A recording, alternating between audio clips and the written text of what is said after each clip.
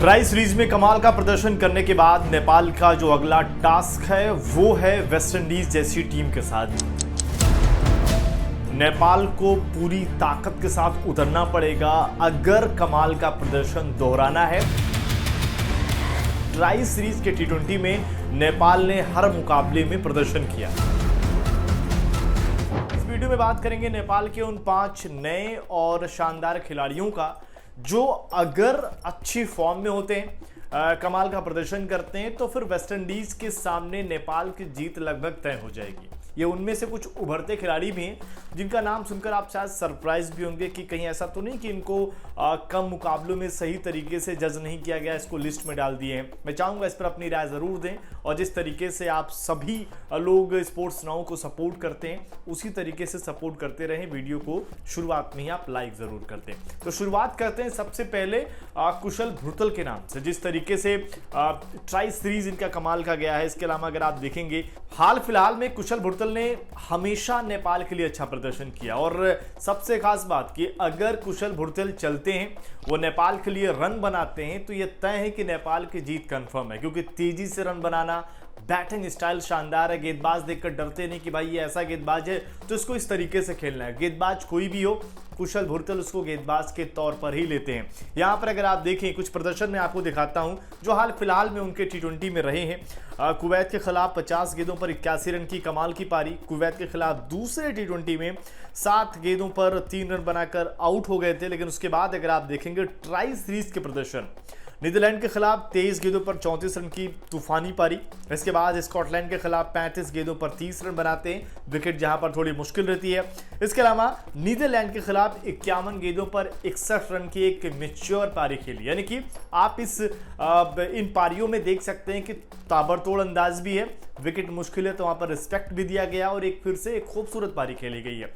तो कुशल भुर्तल इस लिस्ट में नंबर 1 पर है कि ये खिलाड़ी अगर चलेगा तो नेपाल की जीत लगभग तय है। लेकिन इस लिस्ट में दूसरा जो नाम है वो आपको थोड़ा सा सरप्राइज करेगा, क्योंकि ये टी20 बहुत ज़्यादा मौका पाते नहीं है। लेकिन जो टैलेंट है, जो कमाल का प्रदर्शन है, पर एक शिकायत है जो कंसिस्टेंसी की बात करते हैं वो इस खिलाड़ी में कम दिखती है, खासतौर पर टी20 में। ओडीआई में तो नेपाल के इस वक्त बेस्ट बैटर है। बात कर रहे हैं आरिफ शेख की, जिनके प्रदर्शन की अगर बात करें तो वापसी हुई थी इस मुकाबले में ट्राई सीरीज में। नीदरलैंड के खिलाफ 23 गेंदों पर 39 रन की नाबाद पारी आती खेली और क्या गजब के शॉट खेले थे उन्होंने। इसके अलावा दूसरे मुकाबले में जल्दी आउट हो जाते हैं 5 गेंदों पर 3 रन बनाकर। लेकिन पहली जो पारी थी 23 गेंदों पर 39 वाली, उसने एक तरफा अंदाज में टीम को जीत दिलाई। वहां पर रिटायर्ड आउट होते हैं, लेकिन वो पारी ऐसी थी कि ये देखकर आपको लगेगा इस खिलाड़ी को नेपाल की टीम, जो ओडीआई का इनका बेस्ट बैटर इस वक्त हो रखा है, अगर आप देखें क्वालिफायर में सबसे ज़्यादा रन है, उसको ये टीम कैसे इग्नोर कर रही है।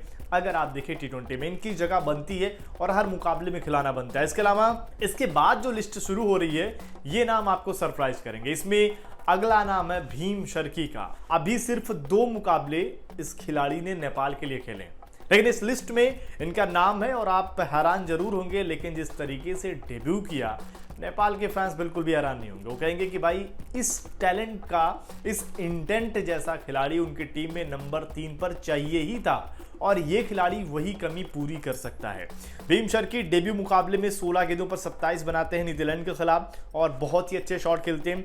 इसके अलावा स्कॉटलैंड के खिलाफ 10 गेंदों पर 12 रन की बैटिंग। अगर आप देखेंगे जो स्टांस है, थोड़ा सा जॉश इंग्लिश की आपको याद दिलाते हैं जब ये चौके मारते हैं, जब ये छक्के जड़ते हैं। इसके अलावा अगर आप देखेंगे या फिर अगर आप चाहें तो कुछ चौके छक्के इनके आप कह सकते हैं कि जिस तरीके से सैफर्ड मारते हैं टीम सैफर्ड, उन पर भी जा सकते हैं। लेकिन मैंने हमेशा से कहा कि आरिफ शेख एक थोड़ा सा ऊपर जाता हूँ लिस्ट में।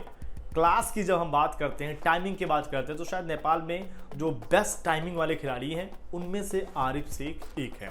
इसके अलावा इस लिस्ट में नंबर 4 पर अगर आप देखें, 4 और 5 में ऊपर नीचे भी कर सकते हैं। नंबर 4 पर रुपेश सिंह है, जो अभी हाल ही में इस टीम में आए हैं और गेंदबाजी से कमाल तो कर ही रहे हैं, लेकिन बैटिंग से जो वो पावर हाउस की हम बात करते हैं, जो पावरफुल शॉट खेलने वाले खिलाड़ी इस टीम में कम दिखते थे, रुपेश सिंह उसकी भरपाई करते नजर आ सकते हैं। उन्होंने अगर आप देखें नीदरलैंड के खिलाफ 14 गेंदों पर 19 रन, 7 गेंदों पर 3 रन, इसके अलावा फिर 22 गेंदों पर 43 रन। मुकाबला नेपाल हार जाती है, लेकिन इस खिलाड़ी की लड़ाई ने, जाबाजी ने जरूर नेपाली फैंस को एक उम्मीद दी कि हमारे पास एक फिनिशर और है करण केसी दीपेंद्र सिंह के साथ साथ एक ऐसा खिलाड़ी है जो लंबे लंबे छक्के जड़ सकता है, तो ये उम्मीद है नेपाल की टीम के लिए।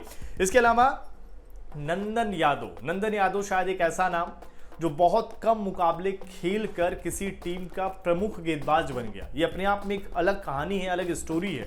शायद किसी भी टीम में इस तरीके के गेंदबाज नहीं होंगे जो आते हैं और आते ही मतलब पहले दूसरे मुकाबले के बाद से फैंस और हर कोई कहता है कि ये हमारा मेन गेंदबाज है। ये हम और बैटिंग भी कमाल की करते हैं। पहले मैं बैटिंग के आंकड़े दिखाता हूं आपको नंदन यादव के। कुवैत के खिलाफ 14 गेंदों पर 37 रन।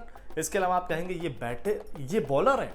इसके अलावा अगर आप देखें 4 गेंदों पर 12 नीदरलैंड के खिलाफ, और ये वो पारी थी जिसने मुकाबले को बराबरी पर ला खड़ा किया था, जिसके बाद back to back super over हुए थे। तो ये कमाल है नंदन यादव, यानी कि दबाव में भी शॉट खेलना इस खिलाड़ी को आता है, ये बिखरता नहीं है। लेकिन इसके बाद अगर आप देखेंगे जो गेंदबाजी के आंकड़े हैं, अभी तक 5 T20 मुकाबले उन्होंने जो खेले हैं नेपाल के लिए, हर मुकाबले में विकेट मिला है। पहला मुकाबला कतर के खिलाफ 28 रन देकर 1 विकेट, दूसरा मुकाबला कुवैत के खिलाफ 34 रन देकर 2 विकेट, तीसरा मुकाबला हांगकांग के खिलाफ 19 रन देकर 1 विकेट, कुवैत के खिलाफ 34 पर 2, नीदरलैंड के खिलाफ 18 पर 2। ये आंकड़े T20 के ओडीआई में भी अच्छे आंकड़े हैं गेंदबाजी के तौर पर। और सबसे कमाल की बात है कि जिस तरीके से गेंदबाजी करते हैं, जो पेस है, जो बाउंस है, जो वाइड यॉर्कर है, कम खिलाड़ी इस तरीके से गेंदबाजी कर पाते हैं नेपाल में। नेपाल की बॉलिंग एक तेज गेंदबाजी कंसर्न रही है, लेकिन नंदन यादव के आने के बाद से ऐसा लग रहा है कि इनको एक ऐसा खिलाड़ी मिला है जो बैटिंग के साथ साथ कमाल की गेंदबाजी भी कर सकता है। तो ये वो 5 खिलाड़ी हैं जो अगर चलते हैं, जो चलते नहीं भी हैं, तब भी नेपाल को इन खिलाड़ियों को बरकरार रखना पड़ेगा। स्टुअर्ट लॉ को इन खिलाड़ियों पर ज़्यादा काम करने की ज़रूरत है अगर नेपाल की टीम को एशिया में इसी तरीके से और आगे बढ़ना है। सीरीज की बात करें तो वेस्टइंडीज़ के खिलाफ जो T20 सीरीज है, पहला मैच 27 सितंबर को होगा, दूसरा 28 सितंबर को और तीसरा मैच 30 सितंबर को होगा। ये सीरीज कहीं ना कहीं नेपाल के लिए नेपाल को डिफाइन बेहतर तरीके से कर पाएगी कि भाई नेपाल ने अब स्कॉटलैंड को हरा रही है, नीदरलैंड को हरा रही है, अब ये बड़े मौकों पर बड़ी टीमों को भी मात देगी। पिछली बार वेस्टइंडीज़ और नेपाल की जो सीरीज हुई थी, वेस्टइंडीज़ नेपाल गई हुई थी, वो सीरीज बहुत ही कमाल की हुई थी। मतलब वहाँ पर अगर आप देखेंगे तो कुशल मल्ला भी खैर उस टीम का हिस्सा थे, लेकिन वहाँ पर जो मुकाबले हुए थे काफ़ी क्लोज मुकाबले गए थे। ऐसे में देखते हैं यहाँ पर किस तरीके का प्रदर्शन होता है। और इन जो 5 खिलाड़ियों का मैंने नाम लिया, आप जरूर कहेंगे कि क्यों रोहित पौडेल का नाम नहीं है, संदीप लामिछाने का नाम नहीं है, पर मैंने सीनियर खिलाड़ियों के नाम नहीं लिए। मैंने उन खिलाड़ियों के नाम लिए हैं जो बाहर होते हैं, अंदर आते हैं, और इसके अलावा वो नए चेहरे जो नेपाल की पहचान बन सकते हैं। आपके हिसाब से क्या ये लिस्ट सही है या इनमें किसी और खिलाड़ी को ऐड किया जा सकता है? आपकी क्या राय है? और इन 5 के अलावा आपकी नज़र में कोई नया खिलाड़ी, अगर आप बशीर अहमद के अलावा कुछ सोच रहे हैं तो कमेंट करके अपना जवाब ज़रूर दें और वीडियो को लाइक ज़रूर करें।